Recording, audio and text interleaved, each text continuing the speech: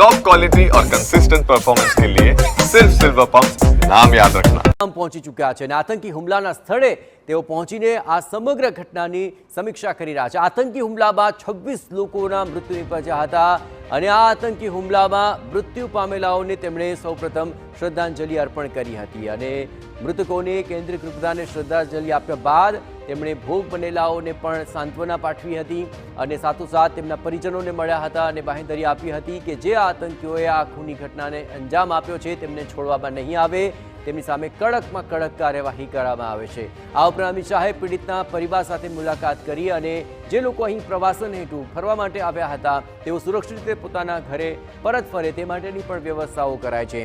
ખાસ કરીને ગુજરાતના જે તમામ પ્રવાસીઓ અહીં પહોંચ્યા હતા તેઓ પરત ફરી શકે, તેમની તમામ વ્યવસ્થા થઈ શકે તે માટેની પણ તજવીજ હાથ ધરાય છે। તો આતંકી હુમલામાં 26 લોકોના મૃત્યુ નિપજ્યા અને જે દ્રશ્યો આપ જોઈ રહ્યા છો, અમિત શાહ પહેલગામ પહોંચ્યા। આ એ જ જગ્યા છે કે જ્યાં આ આતંકી ઘટનાને અંજામ આપવામાં આવ્યો। 6 જેટલા આતંકીઓ અહીં આવ્યા અને અંધાધૂંધ ફાયરિંગ કર્યું। તેમણે લોકો સાથે વાતચીત કરી, તેમના ધર્મ અને જાતિ પૂછ્યા અને ગોળી ધરબી દીધી અને ત્યારબાદ અંધાધૂંધ ફાયરિંગ કર્યું હતું કે જેમાં પુરુષોને ટાર્ગેટ કરવામાં આવ્યા હતા અને 26 લોકોને મોતને ઘાટ ઉતારી દેવાયા। જે મૃતકો હતા તેમને શ્રદ્ધાસુમન આપવા માટે અમિત શાહ પહોંચ્યા વખતની તસવીરો આપ જોઈ રહ્યા છો।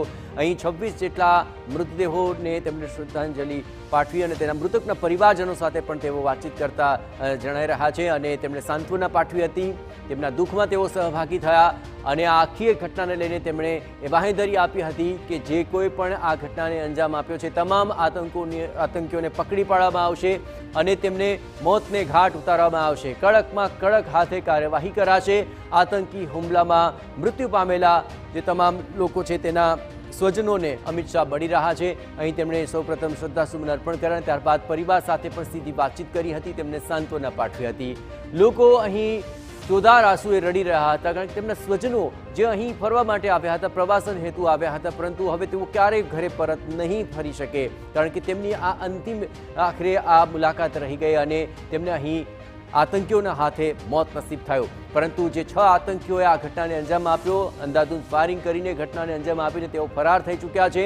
તેમને પકડી પાડવા માટે NIA અને અન્ય તપાસ એજન્સીઓ પણ જોતરાય છે અને તેજ ગતિએ સર્ચ ઓપરેશન ચાલી રહ્યું છે। આતંકી હુમલામાં આ આખી ઘટનામાં જે સૌથી મહત્વપૂર્ણ હિચકારી બાબત છે, ધર્મ પૂછીને ગોળી ધરબી દેવાય અને તેને લઈને આ આખી ઘટનાને લઈને રોષ જોવા મળી રહ્યો છે।